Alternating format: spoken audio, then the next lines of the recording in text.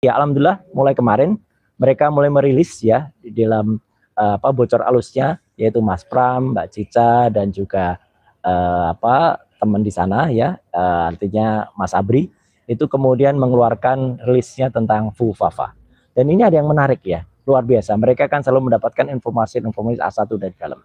Sebenarnya saya pernah dengar informasi ini, tapi kan lebih bagus kalau misalnya ada institusi lain yang mengatakan. Sama seperti ketika kita juga menunggu sebenarnya teman-teman dari Fakultas Psikologi UI atau Universitas Indonesia untuk menemukan penemuannya atau risetnya tentang FUFAFA. Dan Prof. Hamdinur dan kawan-kawan itu juga sebentar lagi akan merilis. Dan ini kalau sudah merilis, maka bagus sekali ya temuannya. Nah, apa yang dirilis oleh Bocor Alus Tempo ini memang menarik. Karena kabarnya mereka dapat kabar bahwa 2 minggu yang lalu sebenarnya ketika ini heboh, ya itu kemudian sudah ada perintah untuk langsung ke BSSN. BSSN itu adalah Badan Cyber dan Sandi Negara. Itu institusi resmi negara yang biasanya memang selain dia memvalidasi kalau ada temuan, dan itu biasanya diandalkan oleh Kementerian Kominfo dan juga diandalkan nantinya kalau misalnya ada penyidikan di aparat itu akan. Dan ternyata temuan dari BSSN ini mengejutkan. Karena apa? Karena akun FUFAFA yang ada di Kaskus beberapa tahun yang lalu itu memang valid, itu adalah milik Wapres terpilih, sehingga membuat istana menjadi kemudian sedikit panik gitu ya gitu. Dan kemudian ditanyakan langsung kepada yang bersangkutan, tapi lagi-lagi ya ini yang bersangkutan mengelak dan tidak mengakui kalau itu akunnya. Menariknya kemudian kata Tempo ya ini kata Bocor Alus ditanyakan ke adiknya. Jadi istana menanyakan ke adiknya, ke Kaisang, dan Kaisang memang ngaku jawab ya. Kaisang kan orangnya gitu, ceplas-ceplos ya, kadang-kadang kelepasan, kayak dia dulu juga kelepasan katanya mau ada kudeta nanti gitu ya. Nah, ternyata Kaisang pun mengamini bahwa akun FUFAFA itu adalah milik kakaknya. Nah sudah, dengan demikian maka muncullah awalnya itu upaya untuk melakukan bumi hangus akun FUFAFA itu ya, bukti-buktinya. Karena kan ada sekitar 5.000 postingan. Tapi untung ya netizen ini dan kawan-kawan semuanya itu sempat melakukan penyelamatan ya terhadap akun. Jadi sudah di screenshot semuanya, sehingga ketika 2.100 akun itu kemudian dihapus ya, kita sudah punya gitu ya screenshotnya, dan kita sudah punya copy linknya. Jadi andai kata nantinya akan dilakukan penyidikan, silahkan lognya kita juga punya kok gitu untuk kemudian dibuka lagi. Jadi ini sebenarnya kalau dikatakan kemarin Prof. Jimli itu mengatakan sudahlah maafkan saja, dan bahkan statement Prof. Jimli yang terakhir bagus tuh. Beliau akhirnya kan juga mengatakan gitu, bisa jadi ya ini bukan bisa jadi Prof. Memang ini 99,9% kalau saya katakan itu adalah milik Wapres terpilih gitu ya, FUFAFA ini. Tapi kan Prof. Jimli mengatakan itu kan sudah lama, sudah 10 tahun yang. Nah, ini saya pastikan bukan hanya kejahatan lama, tapi kejahatan penghapusan dari 2.100 posting itu adalah kejahatan baru, dan itu bisa dicari lognya gampang. Tinggal panggil Andrew Darwis ya, itu CEO-nya Kaskus ya. Dan servernya kan ada di Indonesia. Servernya kan ada di cyber.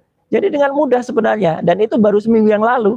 Jadi sebenarnya bisa di-track itu. Dan yang kedua, kalau mau dicari bukti dia kejahatan barunya, penghapusan nama dia di akun GoPay, di OVO dan lain sebagainya. Itu kejahatan itu.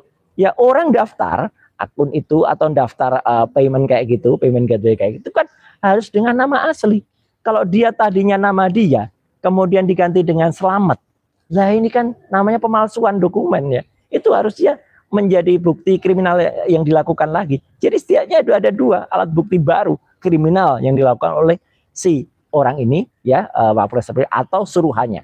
Kalaupun dia tidak ngaku ya, kalau itu ya sudah suruhannya saya kena, kan pasti ada lah jejak digital itu tidak mungkin hilang. Jejak digital itu akan ada. Maka ketika kemudian dilanjutkan dengan konon saya dilaporkan, justru nggak apa-apa. Saya justru kalau dilaporkan, maka polisi akan menggunakan yang namanya scientific crime identification. Harus menggunakan bukti forensik untuk menentukan siapa akun FUFAFA itu. Dan itu clear. Pembuktiannya harus pelapor dulu. Pelapor dulu membuktikan kalau bukan saya gitu ya. Mereka harus punya bukti dulu. Kemudian yang punya akun FUFAFA itu dipanggil dulu. Jangan kemudian dibalik seolah-olah saya harus membuktikan dulu, kebalik itu logikanya. Jadi apalagi saya dilaporkan katanya menghina lambang negara.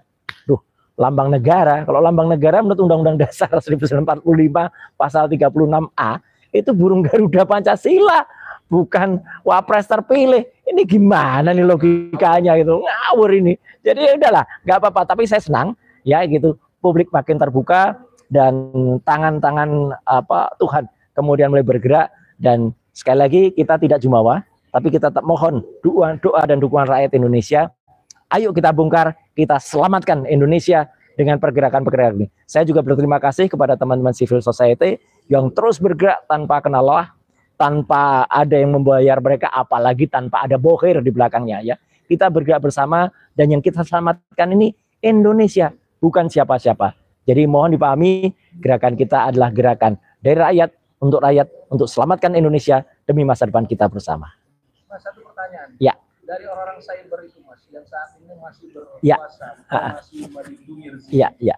Ada nggak kesempatan mereka untuk menghapus atau mengganti nama Bapak itu akunnya? Ya, kalaupun diganti, ya sekarang kan saya juga ini sekaligus kritik juga ya kepada teman-teman yang dulu disebut pakar IT, pakar cyber, bahkan juga saya ketawa kemarin ada ahli, katanya ahli keamanan cyber diundang di salah satu TV nasional, ternyata dia omongannya juga sama, sudahlah ini sudah 10 tahun yang lalu, sudah nggak ada gunanya lagi diungkap, kita harus mengedepankan perdamaian.